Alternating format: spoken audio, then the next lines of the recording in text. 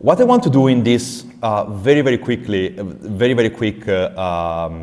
talk is to talk about what means be Ethereum aligned, but not in about, okay, like you need to be open source and stuff. No, in about to understanding why these values are important, like for the space, for the future, and for everything, and understand like why crypto exists. So let's start by this, because now, like, you know, like a lot of people now are basically degens doing stuff, but and also we have things that are like differently decentralized and stuff. And I think it's kind of cool to coming back to understand like why the industry exists, because why crypto exists, where we started. We can say that something we started was DigiCash in '82, where it was this idea about, you know, like having digital payments with signatures that are outside from banks. And why we don't talk about DigiCash anymore is because it was just shut down, because all of the transaction and the existence of DigiCash was in a server of a company. And so it was just shut down by governments. Then we have like the idea of triple entry bookkeeping, which is this kind of idea that instead of having like, okay, bank A and bank B who track like in and out, and we hope in some way to have an agreement between the two, we have just a big bookkeeping who simultaneously take in and out, and that's like the triple entry account. And then we have, for example, Napster. Why are you talking about Napster in a crypto event? Because what solves the idea of double spending and things, it was actually the technology of Napster. Because the hashing is when, for example, on Napster you put a file, and this file can be shared and downloaded by other people. This means that you have like hashing this file, and you have like a unique ID, and so people can share this file. Actually, it's a very cool technology, but it doesn't solve the problem that you can add a file, which is like, for example, Harry Potter, and then it's a porn. Because you don't verify the creation of the file, you just verify that it's the same file that people share.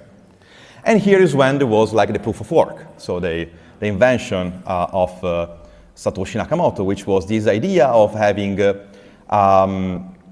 of creating like these incentives to actually, about reward to the right incentives to actually like creating the right data that then you share between different validators and stuff.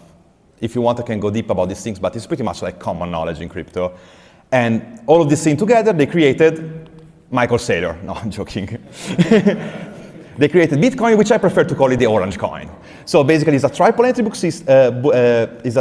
entry bookkeeping with cryptographic signatures, like DigiCash, distributed block verification, so verification of the shared stuff like Napster, and economic incentives that prevent double spending and make the Ethereum resistant from shutdown, censorship, and so on and so forth. So what in the industry is important is that we always need to remember that crypto is here not because it was legal, but because it was legit, because it was very difficult to shut down, it just works. And this is where all of the value came from. This is why like our token have value, and which is like, what is the end, like the why, like decentralization, and what is bring from on the table? It's like fault tolerance, because if one part fails, everyone else keep working. Attack resistance, so the expense of an attack is bigger than actually what you can get to just act in a good way. And collusion resistance, so this means that you prevent insiders to benefit at the cost of all the others. So this is like what's bring decentralization into the table. And yeah, now we are like gaslighted by the classic idea about, oh, no one cares about decentralization, which is true for this kind of people. But it's not true for this kind of people that for sure it's important. Because having a centralized point of failure is bring hackers. Legal uncertainty, we all know, and these people have armies. So we should really care about this. And then what's happened? What's happened? The idea of smart contract, which is very easy. Just have a virtual machine that is able to run scripts fully on chain. And this is what's created like the idea of the worldwide computer. I'm just trying to be fast and not like going into the. And so we have tokens, NFTs, DAOs, and so on and so forth. And so we have dApps, okay? Which also here, we can say, we have some dApps that are more aligned with, is what I like to call like the Web 3, and some that was like, Web 2.1, which we can divide in, for example, like, you have persistent scripts that runs on the EVM, independent from any off-chain authority, which is basically like, it's limiting the own execution on the EVM. Like, for example, like take Uniswap v2, okay? Is no upgradability, there is no oracle required to run, so no off-chain data, no ownership, and it's totally permissionless. And then we are like going into the Web 2.1, which is like, okay, let's take, for example, like some application like Balancer, that yes, there is all of this stuff, but you have like a semi-upgradability, which doesn't touch user money, but it touches like the logic around it. And then we have like, okay, applications, for example, that to require to run, they need like to be upgradable if the choice, or to need Oracle to run. Like, for example, you can take Uniswap v2, you can make your own interface, and it just works. But you cannot take an application which require a backend, like, for example, a perps. And, or for example, like MakerDAO with oracles or whatever. And then you have like Web 2, which is like exchanges or games. So basically things that they just use the blockchain to receive the funds, and then it's all about their own logic. And then you have like something that is in the middle here, in the middle there, like for example, Aave, yes, they have some updates, but at the same time it's not like a balancer. Or you have, for example, Polymarket, which, yeah, it's not exactly a checks, but it's kinda. Then we have the same for assets. Like we have, like, for example, if we adjust the utility stuff, like, what is the best utility that just on-chain is work? Like what? It just like wrap Ethereum to use an ERC20 and doesn't have upgradability, it just has its own utility there. Then we can talk about like, for example, like we have like other tokens where the utility is based on someone off-chain, someone else off-chain efforts. Like for example, most of the DAO's token, or even a meme coin with ownership announced that we can put it here. And then we have like, even here we have upgradable, oracles required to run and stuff like this, until we go to the actually, is it real crypto? Like for example, like stable coins, centralized stable coins. The whole utility of these coins is about like one real world company who is exchanging this to $, or for example, an NFT, which the flex is on the image. And then we have like, so the direction to the Web 3 is this one. And then we have like other challenges, like that people like that would solve like in Ethereum. And here like we have a lot of people who don't think about it in this way, but I want just to share, like for example, security budget. Like for example, why Ethereum went from the proof of work to the proof of stake. For one simple reason, because the security budget of the chain in a proof of work is not like 100% guaranteed, because it's defined also by off-chain stuff, like for example, electricity or whenever, computation, but it's also like, there is a lot of talking about like, is the security budget, which is the most important thing in a chain, like really secure for making this chain like run infinitely, like for example in a proof of work? Because here, for example, we have, taking for example like Bitcoin, we have like the miner's reward that, they're cutting up like every single time. And for example, you see like you have the miner's earnings, which is like, and the cost, like for example, the hash rate that's go parabolic. And what is the deal is why this is not like mathematically secure that it will run infinitely, is that if the price doesn't go up infinitely as the hash rate go down, and the cost of attack is less and less and less because the security budget go down, and this like is fixed. And then like we can talk about anonymity and privacy when we have like, for example, what is means like mining Bitcoin and what is means like validating Ethereum, but that's like another story, which is a bit of flex. And then you have, for example, the proof of stake, which is like a flexible issuance that depends on how much people stake. There is also the deflationary part, which is like AP 1155, like for example, that based on transaction, like how people use it, like it's is basically reducing the supply. And so this means that only about this, like whenever happen into the real world and whenever happen in the market, you are pretty much secure that there is enough like security budget to run the network infinitely. Then you have obviously like penalties per block, and actually the proof of work of Ethereum is resilient to 66% attack, and we can talk an entire event about why, because it's pretty much complex for a lot of people. Instead of 51% of hash rate like there, it's consuming like 99% less energy, and it's like anon friendly, as we saw here, because it's very difficult to be anon when you need this to mine. And it's very easy to be anon when you just need like a small ARM computer or something like and just go around. And yeah, like concentration, but this is just a flex. Let's go forward. And then we have this, the scalability, for example, like the classic idea about like, okay, how we scale like the crypto stuff, like which like most of the alternative layer one that are out there, like what they do, they just like renounce on decentralization and security to just having scalability, and it's pretty much what is going on, where the challenge on the Ethereum side, it was made by layer 2s. So for who don't know what is a layer 2, it's just like, okay, we can have these miracle proofs, and so you can run like off-chain computation, which bring you like security about the fact that if you have an asset into a layer 2, you can redeem this asset into layer 1, and you're pretty much secure that on the time that required to do the validation, like what's happened there, it's secured by Ethereum itself at some level of degree. And so this is what we have now. I think we achieved like today like 3,500 transactions per second actually, taking the 5,000 today? Oh, even more.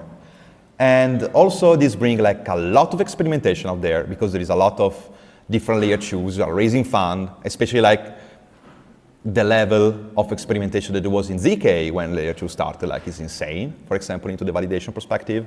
And also like a lot of non-financial applications, like take Forecaster, for example. And so yeah, and this is how like it's scaling, like maintaining like security and decentralization. It will scale like in way more time, because the challenge are the big one.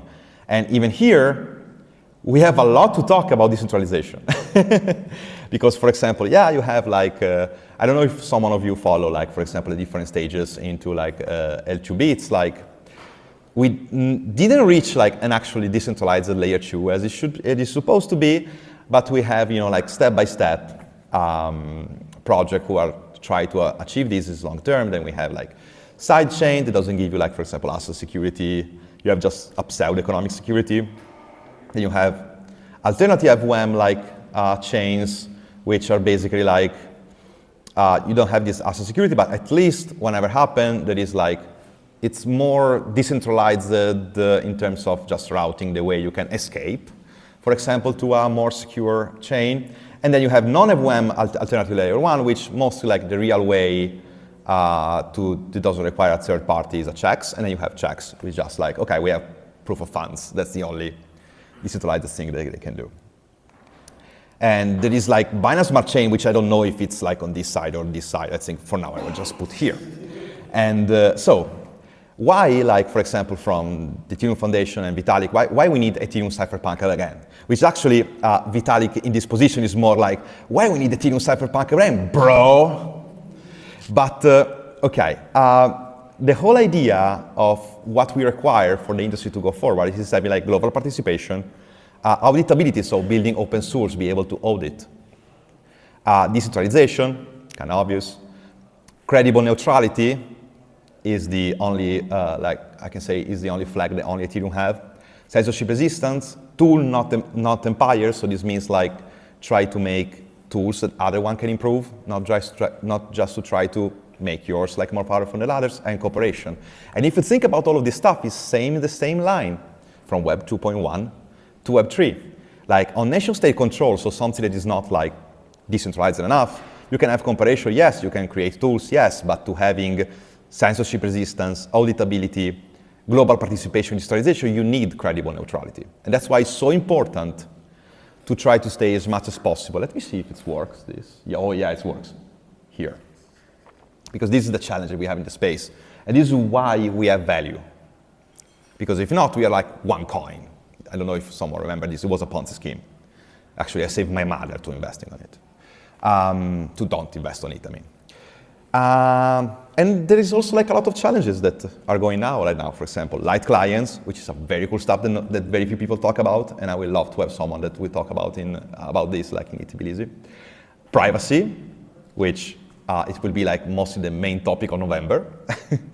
Parallel execution, ZK scaling, state minimalization, and UX, which is like the challenge that are approaching right now. And all of this with the hard goal of incorruptibility. Even if you're constantly gaslighted by people that say, my blockchain is faster and cheaper, you have people who say, I extract better there because it's faster. Other people who say, a new token to farm, I mean. At the same time, like normal people in crypto that understand what is going on, they say, we should regulate crypto, and politicians who say, not today. But what means be Ethereum aligned, and why is important like all of this? My reply to this, which is like basically like try to drive the ecosystem to this. But my reply, my personal reply, is working on a solution that makes sense to achieve the Web3. So everything will stay on this side. Not excuses to launch a token. I don't like money probably, but this is how things work. And so on this side you have things that are worldwide, independent and secure, and on this side we have politic, regulated, and something that require, you know, like humans and stuff to be trustable. And what's Vitalik think about this? It's open source, so code must be inspectable and permissionless. Decentralization and security, I think we talk a lot about this.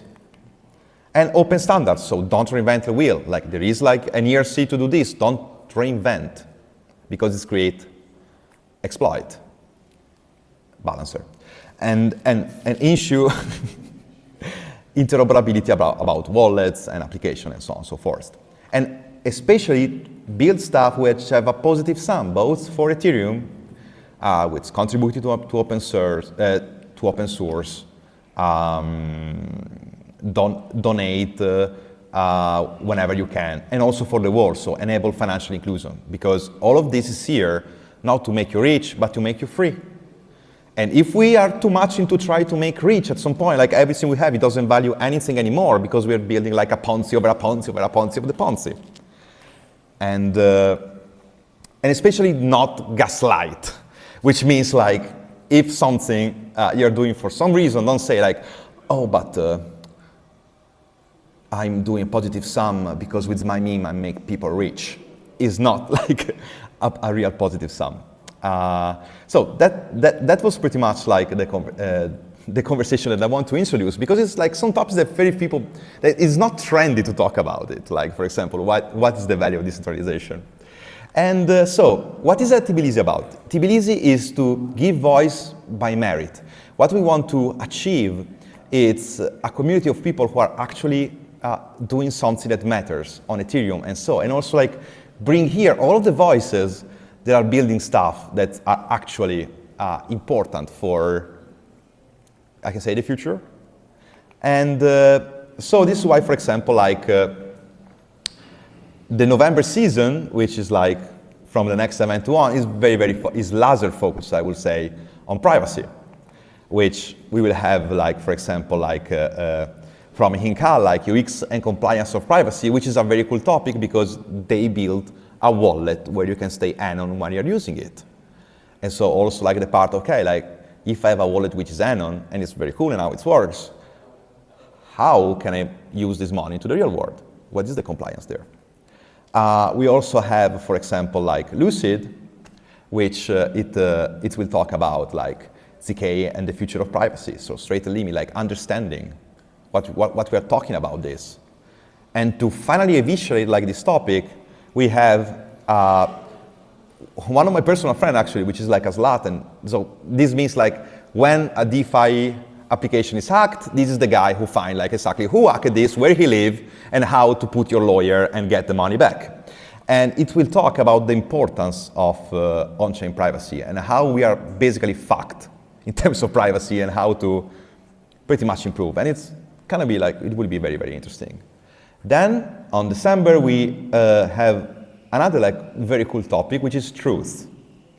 I invited Matteo Tambussi, which is like a researcher on the Ethereum Community Fund, which what they're doing is try to basically build like the Web3 version of Wikipedia, which is now, it's kind of like a topic because we have Wikipedia that some people say, okay, this is like politically involved stuff, and then we have like Rookpedia from Elon, and we say, oh, it's probably, I don't know, political, but you have also like the fact that someone owned this AI, and so like, is it possible to create something better? We will discover together. And then like we have, for example, December 10, December 17, that we also like have to decide what we will do, and maybe like we can decide together like in the next hour. And also like all of the talks and stuff from ETHTbilisi, they will go on YouTube. You can follow on X like @ETHTbilisi, on Instagram @ETHTbilisi, and on Telegram @ETHTbilisi. And so what we will do in the future, it will be like mostly, we want to build like very, very important conversation on the space and bring here to Tbilisi. And we want also to make hackathons together for something that really matters. And we will talk about this like later, like going on with the creation of this community. And that's it. We just want to have the Cypherpunk vibes and create value as much as possible. And who am I? I'm Be Ethereum. I'm an Ethereum maxi since 2016, probably like the worst one you can ever met in your entire life. And I'm a coder, I'm a maths guy, I'm an opinionist, an entrepreneur, and an investor. Like I did my X project in DeFi, which was about DAOs and DeFi. I was an early supporter of building, for example, like the communities, for example, in Italy, back in the days. And now I have my project, which I'm a solo founder, which even if it's the sponsor, we will not doing advertising, we will skip it. And because that's the kind of sponsorship we are searching about.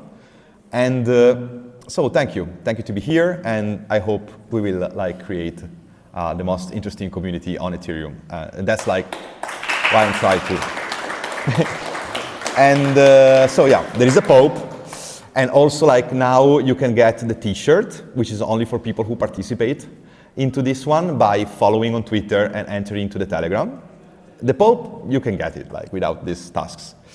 And there is way more people than I expected, so there is probably not enough T-shirt, but if you do the task on the next event next week, you will get your extra T-shirts, actually. So sorry for this. We expect way less people today. And I'm very happy of this, and that there is more people, actually. So yeah, so I would love if someone like have some questions and stuff. Someone want to come, like join here, and we'll start like to have some kind of discussion. This one? This is for the voice, this is for the video. Oh, okay.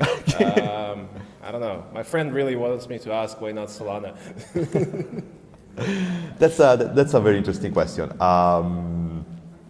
First of all, I believe on all of the value around the research on Ethereum, basically. And I disagree with a lot of people like on Solana, because the idea of Solana is like, okay, you can scale to 1 million transactions per second, but this means that to achieve this, you have all of the people in the same place. So this means the only way to validate Solana, you will be like on the same actually like physical place, because their challenge to scale is to have a very, very small lag, which is kind of like physically impossible. And so I disagree with this, personally speaking. I love all of the people like also in Solana stuff, and there is some research, especially on memes. But like the, I actually like think that, I don't know, I'm just not aligned with the vision of what this means decentralized or not. I got some fight with the founder actually on Twitter, but it's just. Fair enough. So, and also like, yeah, so this is pretty much. I have a follow-up, like a follow-up question. Huh? I have a follow-up question. Yeah. Go forward. I mean, you talked a lot about utility, right, and sort of driving value. And I think for a lot of people that are sort of exploring the space, but also been building in the space, what is the sort of core value, right, that decentralization drives, which is sort of the counterpoint that you've been making against other L1s, right? What is sort of the value that decentralization has managed to drive so far, or sort of in the works of making happen that, let's say, other L1s can't deliver or don't deliver for any reason? Yeah. So I think that so actually this is a difficult question because I'm just a guy on Ethereum. I'm not like the architect of the whole stuff. I just think that like Ethereum have the stack basically, which give you like an advantage to others mostly. They have like the builders in the community, which is still like bigger. They always like also the Ethereum Foundation and everyone in Ethereum also invested more in, like into builders than actually making money. KOL or this kind of thing, which on the long term I think this is like the winning way. And also I think that in this specific moment, and this is like personal overview, okay, like I'm not talking as ETHTbilisi, I'm just talking at base Toski. We are into an interesting season in this moment, which like it doesn't like give the right, it gives like a different value to things, and like we are in this gray area in crypto in this moment, okay? Like where I know a lot of smart builders and a lot of people, and most of the people just like most of the smart builders in this period, like not talking about infra, not talking about layer 2s, but most of the smart people, they want to build something. They are just practically waiting because like a lot of people don't know what will be legal, what will be illegal like very soon. And actually like if you have a company in crypto, and like for example my personal stuff from my old startup is that even if you do like everything like super in a legit way, you're still like for a lot of people like banks or stuff like a pirate. And it's not so fun actually. And I think that like it will be interesting to have the discussion why Ethereum is more valuable than other, why decentralization matter after we get some clear regulation like in the space. Okay, cool, thank you. Now it's more like people can bet that regulation will go into that one direction, people can bet that regulation will go on that direction. The only thing that is still be there whenever happen is decentralization. That's why like money and stuff or whatever, I think it's very valuable for people. All right, sounds good, thank you. So what kind of regulation do you expect? Because we have MiCA in Europe, we have some regulations in the US, and are you talking about the DeFi regulation or like technical decentralization regulation? So what do you expect? Okay. No, I have one. It's just okay. We have two.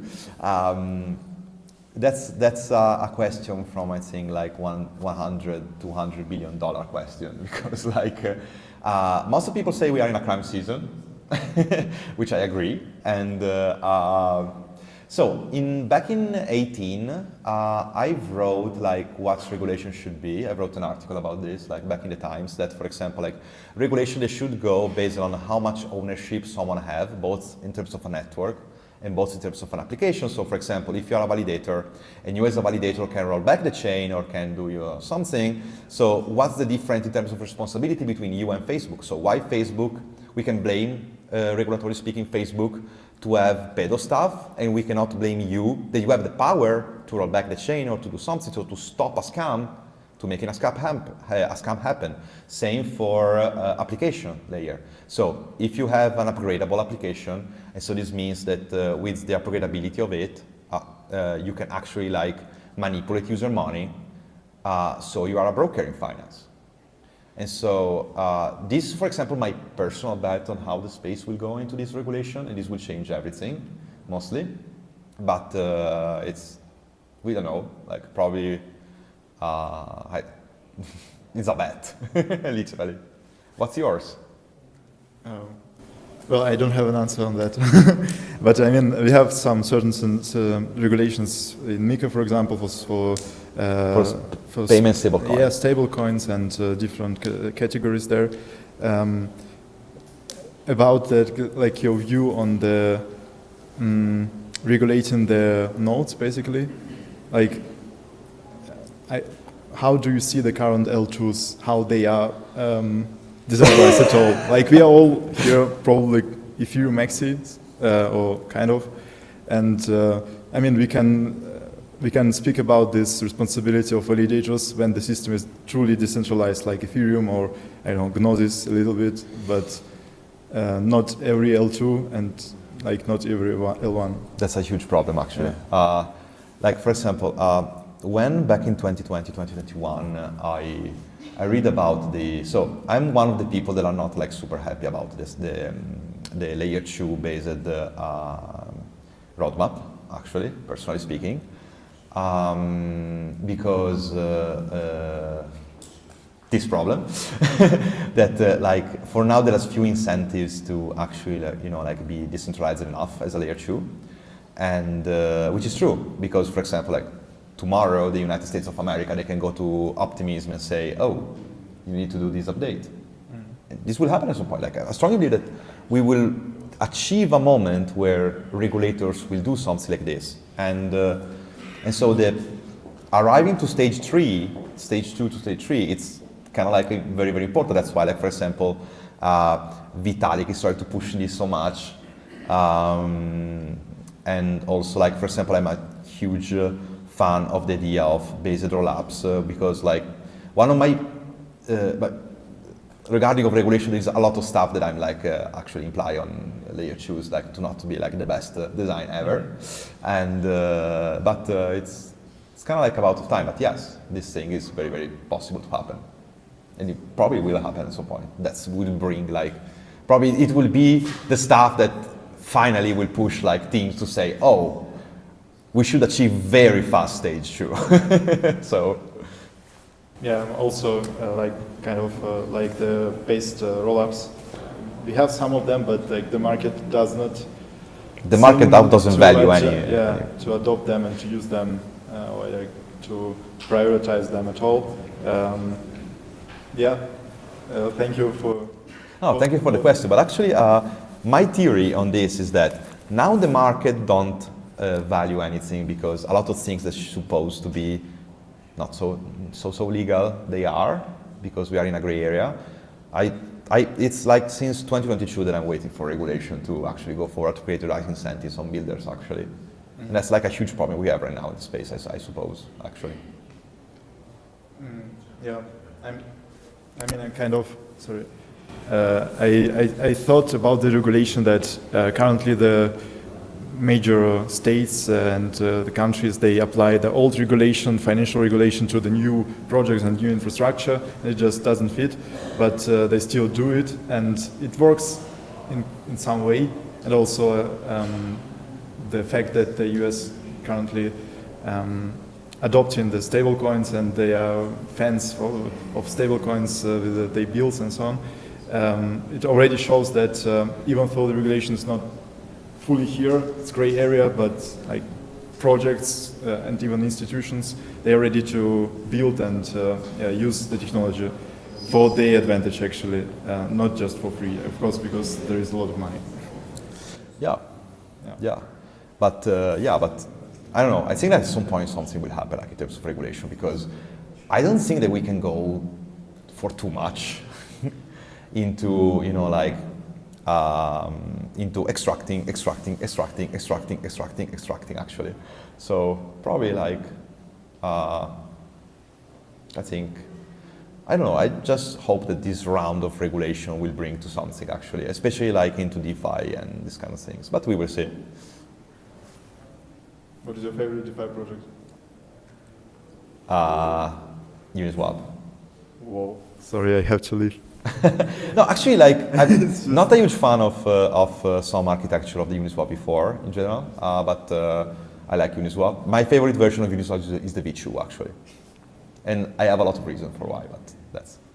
How do you like V3 or V4? Huh? I mean, generally, I don't like Uniswap because of the token structure. Like That's we have yeah. Curve, we have Electron Finance, and it's much better, much like.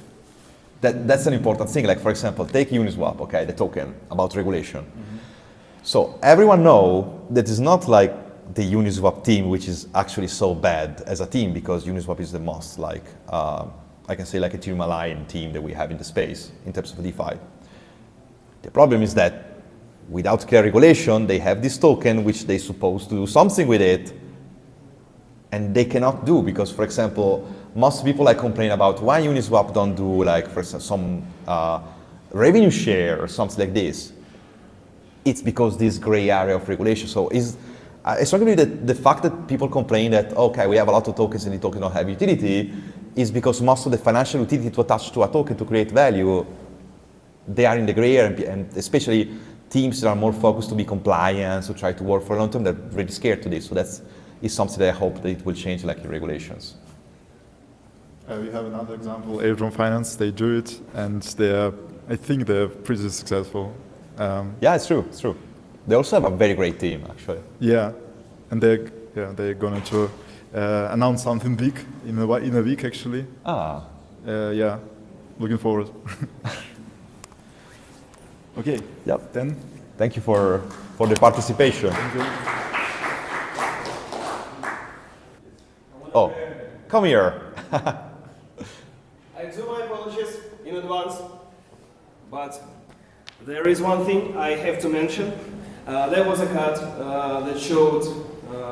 What, when? I do not remember, frankly. Back.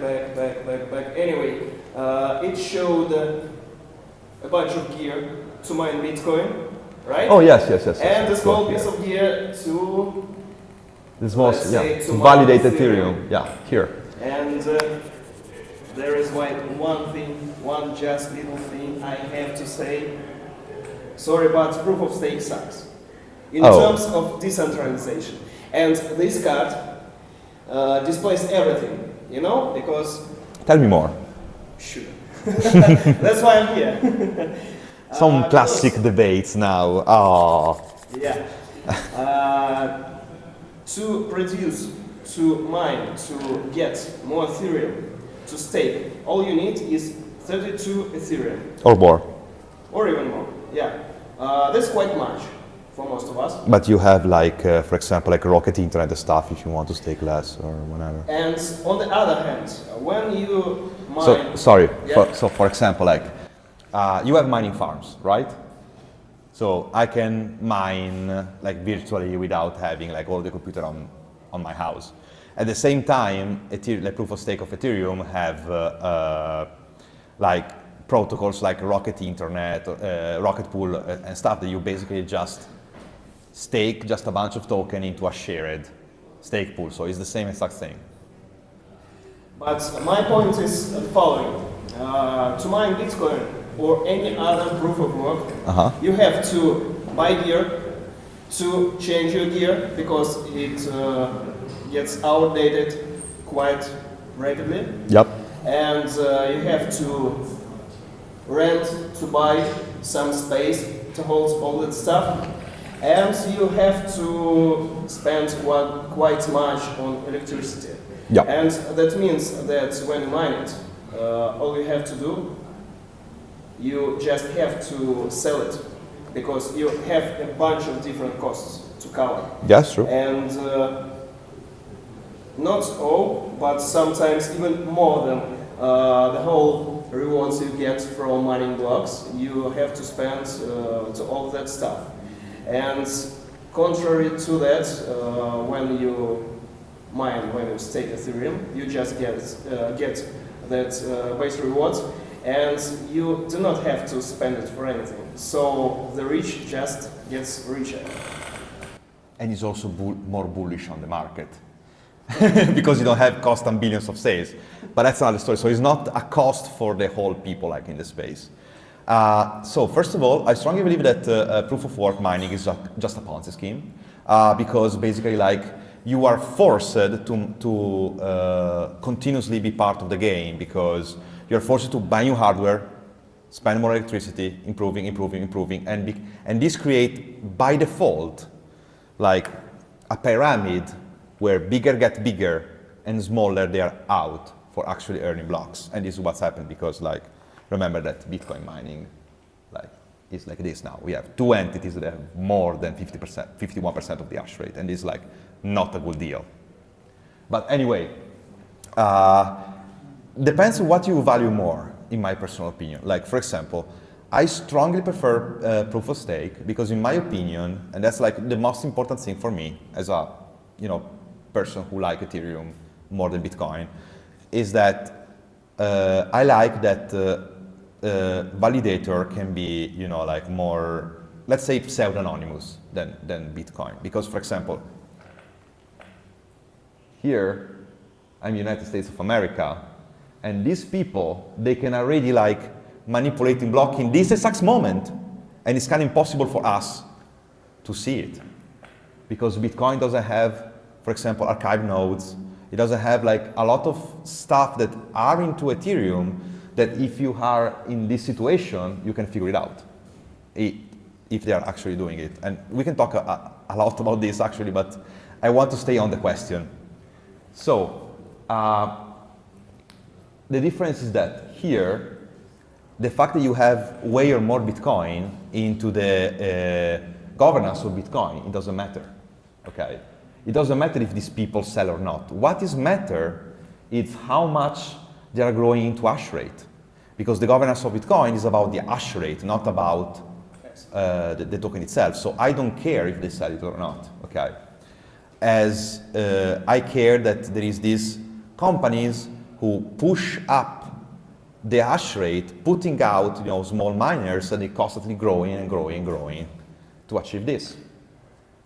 And on the post perspective, first of all, it's totally like a different way to do stuff because, for example, Ethereum have finality. You don't have finality in Bitcoin. So, for example, if I have enough mining, I can literally like I spend like tons of money. Okay, that's true, but I can literally roast the whole history if I want. With the finality on Ethereum, it's very difficult to go under the last finality, for example, which is like this is already like a good thing. Second.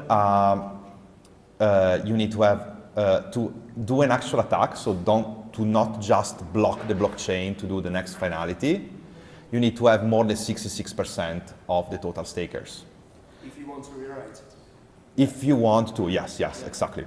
And every block that passes, if you fail, you are slashing each block your money. And so I don't think that it's actually a way to make just richer get richer, and it's just like so I don't see the incentives actually to have this richer get richer because like imagine you get like 33%, okay? The only thing you can actually do with 33% is just like creating in some way like your pseudo fork and wait to be slashed until you go down to 33%. Like there is a lot of like, or for example, like think about like people get richer. First of all, like I don't know how to put this into stuff. I don't see this problem anymore. Like pretty much in a very different way between Ethereum and Bitcoin actually, because in the proof of stake, yes, people get richer in terms of tokens, but in the proof of work, these companies, like the whole incentive in terms of computational power, create like this company that have more hardware and better partnership in electricity, which is the real governance, as is token on Ethereum. So I don't see the difference. But if I'm not mistaken, this pie on the left, it just demonstrates shares of pools. Yep. Hash rate, right? And the thing is that when oh, sorry, I just forgot to give you this. it doesn't make much sense. The pool itself is not mining because the pool is just a network of miners connected to that, right? Yep. And anytime, any minute, any second, any miner can just exit the pool. That's true. And join any other. So it's questionable to me. This pie on the left. It's so, for example, like it's the same. You are correct in this. Yeah, correct. It is, but it's the same stuff and saying when people. So, for example, there was like a lot of people talking about Lido, if I remember correctly, which get like near to 33% on Ethereum. It's the same exact concept. You can just unstake with Lido and go on Rocket Pool or stuff like this. It's the same exact concept. The problem is that whenever you are in a big mining pool in a Bitcoin, and whenever you are in a Lido, for example, who decide the version that is run, and who decide if we want to include block, for example, that are OFA compliant or not OFA compliant. You remember, like also like all of these discussions that they were like back in 22, is still on the mining farm. So yes, it's like the same problem actually that we should find a way to solve. Like it's not like a challenge between the two. This is what I think, and it's a huge problem. Absolutely. Whatever. So that's my point. And this difference is quite like religious, right? In some ways. Yeah. Sorry if I didn't give you the. No, like there is some. So it depends on like I don't like disrespect or have something like about like people that say that the proof of work is better. Okay. In my opinion, I'm more for the proof of stake for a lot of reasons that I actually like say in the conversation before. Only history tell, like at the end of the day, okay, because there is a lot of different stuff. I strongly, the problem is that, for example, what I blame about proof of work people, especially Bitcoin people, is that instead of being focused on to collaborate to solve challenges, they are focused to talk every single day on Twitter against Ethereum people because they are different. And that's what I blame. Yeah, that's fully understandable. Bitcoin people are just some kind of people, and there is no consensus between Bitcoin people themselves, right? But I don't know if you paid attention. Yeah, I saw it. Anyway, thank you. Thank you.